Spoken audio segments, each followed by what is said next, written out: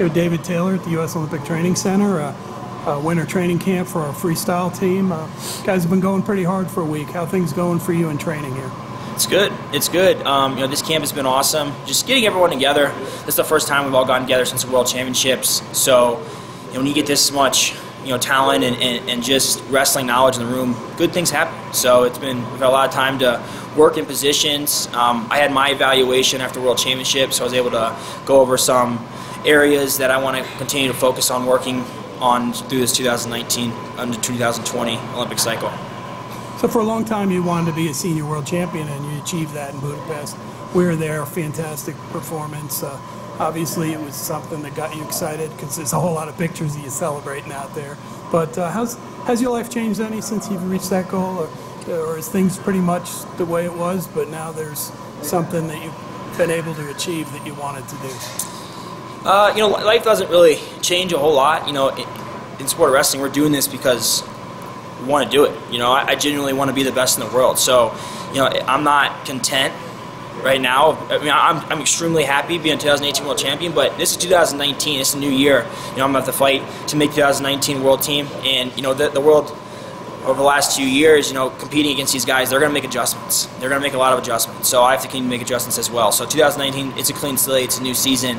And I'm excited. I'm excited to continue to get better, and I'm excited to continue to work towards these dreams I've had for a really long time. So you're #1 in the world now at an Olympic weight, but we're 2 years from the Olympics. And there could be some new people in the mix just because others may be competing in a non-Olympic weight. What kind of challenge is that to know that we're getting that close to Tokyo? Yeah, 2020 seems like it's a long ways away, but it's not. The 2020 process starts in 2019. This year in 2019, you qualify for the Olympic Games by placing top 5 for the World Championships. So that's a first big step, and really, so that preparation has already begun. 2020 Olympic Games. 2019 is the beginning of that process for our nationals and into the trials process. So being an Olympic weight class, being a world medalist, having the opportunity to sit out in Final X this year, that's something that I've always had to fight against my whole career. So it is nice to be on the flip side of that, but it doesn't change any of my preparation and what I'm doing. I'm training to be the best in the world, and there's just a lot of steps that you have to take. The nice thing is know what it feels like to be the best, so there's not as much question of what's going to take to get there. What am I going to have to do? I have a good blueprint and a good plan, and I have a great training situation, so it's just a matter of continuing to get a little bit better every single day. A lot of our athletes, when they're still competing, they coach at a college level, and you work with youth athletes. Talk about that experience. I've read about it, you've talked about it, but it's a little bit of a different path, and it obviously is working well for you, from what I understand. It is exciting. I think being at this point in my life, still trying to train to be the best in the world, but having ownership in the things that I'm doing. Rather than trying to wait of something that's going to come and go and who's going to be able to support you, whatever it is. I took a little bit of ownership in my life. A year ago, my wife and I, we have a cold press juice company, and we started the M2 Training Center. And it is so awesome to be able to take to wrestle the World Championships and come home and be teaching the stuff that I'm learning is exciting. Be able to have this impact. Not many kids have the opportunity to say that they have a world champion as a coach. And to me, to these kids, I'm just their coach, which is awesome. I walk in there, and we're just trying to get better for an hour and a half, and we'll continue to grow, which is exciting. And just like anything, you need a great team to be successful. And I have a great team. I have a great coaching staff, Mark McKnight and Eric Thompson. I have a great support system with director of operations.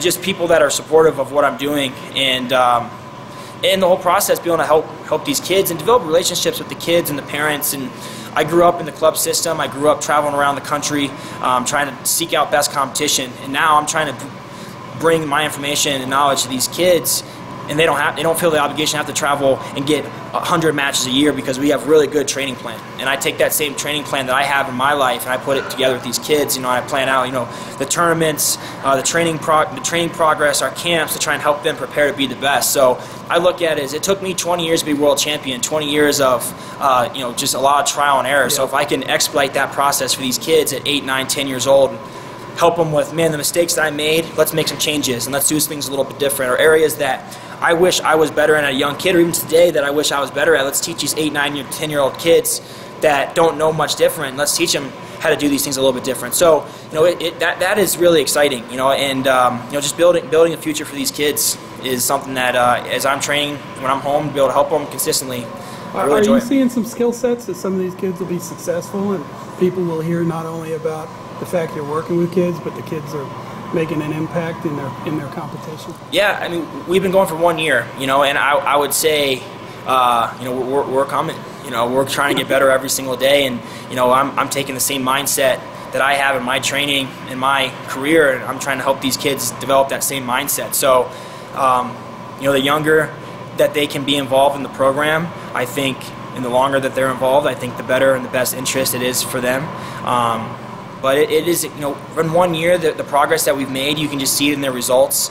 But we're not results driven, we're progress driven. So it is, it's exciting, and I continue to remind them and their parents. It's easy to get caught up in results, but when you get caught up in results, you get passed up. But continue to focus on progress. I think we're going to continue to catch some of those guys that are ahead of us, and hopefully widen the gap on some of those guys that we're ahead of right now. So it's an exciting time. So UWW named you as Freestyle Wrestler of the Year. It was based upon your achievements and just your unbelievable record this year at all the events you went to and everything else. But I know to stay on top, you got to get better, right? Even better than you were this year. What kind of areas, or what's it take to get better when you're already succeeding? That's got to be a difficult task. I mean, because if you don't improve and grow, someone's coming, right? It's not difficult to me. I've been successful since I was 8 years old, and it's just each level. Whether it's the youth level, the junior high, the high school, the collegiate level. It took me a little bit longer on the world level to be able to achieve where I am right now, but continuing to evolve. And I think at this point in my life, it just takes a maturity in your mind. To figure out and be honest with what areas you need to get better at. And that's why I was able to make adjustments. It took me a little longer, but to make the adjustment I was able to make to get to where I am. But I've already made adjustments, and I'm already continuing to make adjustments to the next step. So I know, I'd be foolish to think that my opponents aren't making adjustments to close the gap and try and figure out the things that I'm doing. So with that being said, I got to continue to innovate on my end. And I've been on the climb, and I've been a hunter for a long time. But in my mind, I'm still the hunter. I'm still very hungry to achieve the things that I want to achieve, and that's what makes the sport of wrestling so exciting. Now, you had a lot of tough matches at Worlds. Was there one match that you take most pride in? Some were blowouts, some were way behind comebacks. You beat the Olympic champ in the first round. Is there something from that tournament where you really look back at and say, "Wow, that's me at my best"? You talk about the World Championships, and I look back. I mean, every time that I start thinking about it, I smile and I get chills because, it was earned. It was earned. It was earned to get to that point, and it was earned to be a world champion. It's not looking back and saying, "No, maybe if I would have wrestled these guys." I wrestled every best guy. So that's just a testament to just my training environment, my coaches.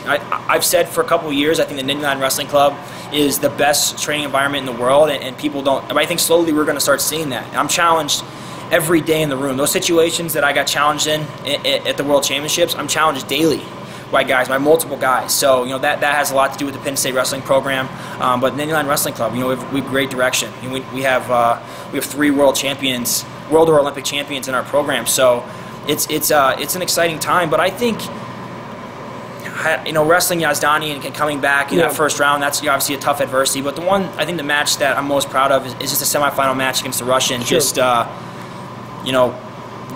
we were in a dogfight, and I'm in on a leg attack, and I got kicked in the face, and I don't know if I was knocked out. I was definitely dazed a little bit. Sure. And that just to be able to come back and then get scored on twice right after that, be down 5-1 at the break against a really well prepared and accomplished Russian athlete, and coming back just relentless in the second period and winning that match is just something.